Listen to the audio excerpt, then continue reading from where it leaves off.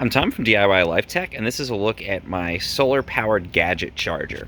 So I built this little off-grid solar panel system, separate from my house electrical system. It's in my backyard, and I use it during public safety power shutoffs, which we get here in California, where the utility shuts down your power for a while to prevent wildfires.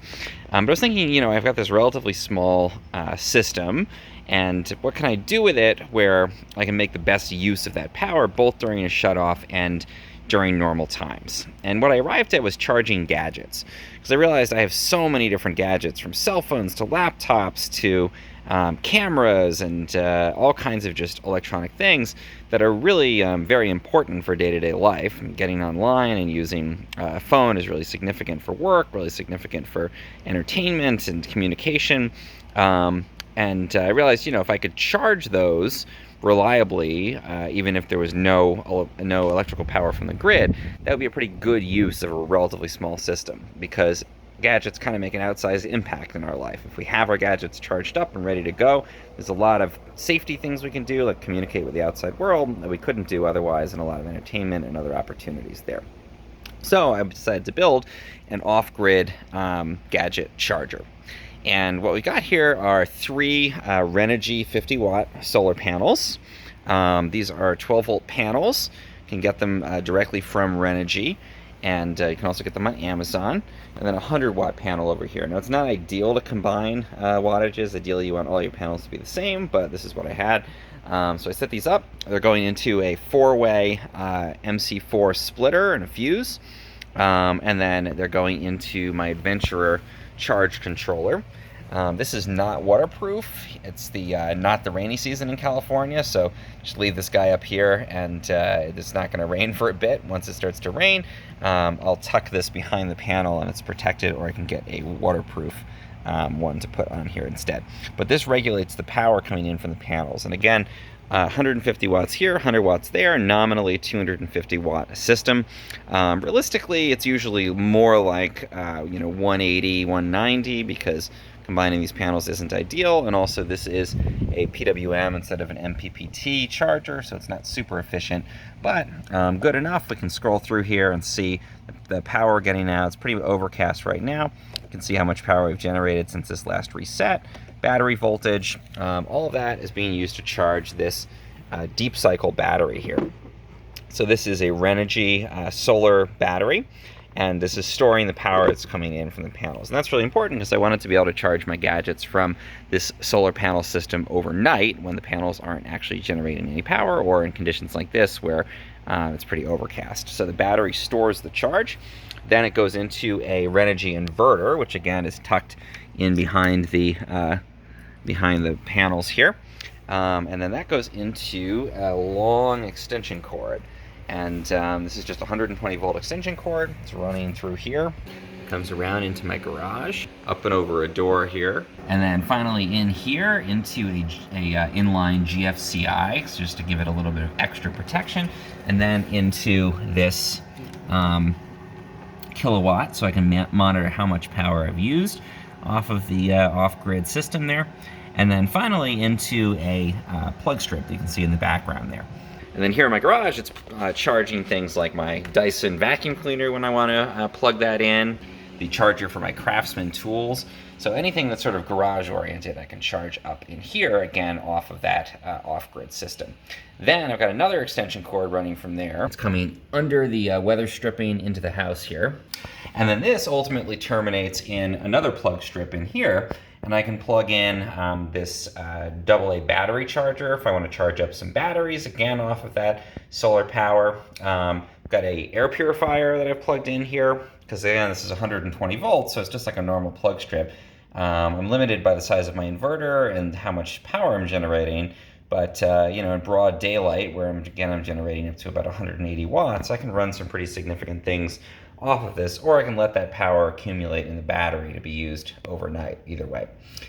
So if I'm dealing with wildfire smoke during a public safety shutoff, which is pretty common, I can use this air purifier. Then I've also got an Anchor charger in here and a couple of dedicated chargers, and those go into this set of different charging cables that I've got in just a target grid kind of thing here. And you can see I've got all different kinds of devices, and I've just got gaffer's tape holding these down. So when I want to charge a device, I can just come along and plug it in inside of this little cube. Got a charger for my Apple devices in here. Plug an iPad in there. I'll plug into this this USB-C, my Android phone, my Samsung Galaxy Buds headphones. Got the dedicated charger for my Leica Q, so my Leica is totally solar powered at this point. I've got the charger for my Amazon Halo, for my Fitbit, and even for an electric toothbrush here.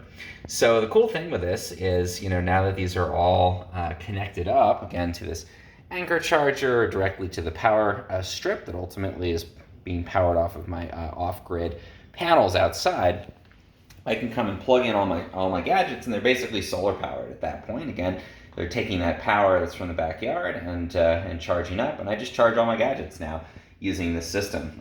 So everything that I'm using is basically being charged off the grid. And that's kind of a cool thing to do on a day-to-day basis. You're not going to save a lot of money doing it, because the cost of charging a gadget is pretty small. But there's something kind of cool, almost like gardening. It feels like you're harvesting your own electricity in your backyard, and it's kind of neat to know as I'm using my camera that all the power for that is actually coming from my own backyard, my own solar panels, or even listening to music that's being powered by my Galaxy Buds that were powered off of that solar panel system. But from a resilience standpoint, this is something I use on an everyday basis. This is literally where I charge all my gadgets. And of course, if the main grid power went out, I would have to change absolutely nothing about my gadget charging routine, because all of this is already running off the grid. So I wouldn't even notice from the standpoint of charging gadgets if the grid power went out. And that's great, because a lot of these gadgets are things that would be really helpful to have during an emergency or power outage. I can easily be able to access my cell phone, and my ability to communicate would be preserved there, which is really important. Plus entertainment and other kinds of things for work. I can plug in a laptop and charge up my laptop in here, my Chromebook if I want to do that, and still be able to work during an outage. And I can even charge other things that are dedicated for an outage. So I don't keep these plugged in because I haven't had an outage in a while, but I've got my WSky lantern here, for example, and that charges up. And then during an outage, I can unplug that, and it's a nice bright lantern I can use to illuminate the house. And again, I can charge these AA batteries and have a bunch ready to go to put into other kinds of flashlights, and be able to have lighting during an outage that's basically unlimited, because I can keep plugging these in, charging them up off of the solar panel system, and be ready to go. So I really love that element of resilience. Again, even if it's not going to save me money, I know that even if the grid power goes off, I'm still able to continue to charge everything that I need to do there. So I really love this system. It's working great for me. I've been charging off of these for probably about 4 or 5 months now. Every once in a while, something will happen, like someone will mistakenly plug a vacuum cleaner into the power here. It'll blow the fuse outside, or cause the inverter to go into an over voltage or over wattage situation and shut itself down. I have to go out and reset it. But I've never run the battery down, below a point where it would be an under voltage situation. So I'm definitely providing enough power to meet all of my gadget charging needs. And, it's just sort of a neat way, I think, again, to harvest a little of your own power in the backyard.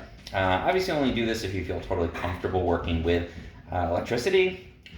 It's you have to be comfortable with solar panels, and then because this is 120 volts wall power, then you definitely have to treat it just like you would any other electrical system.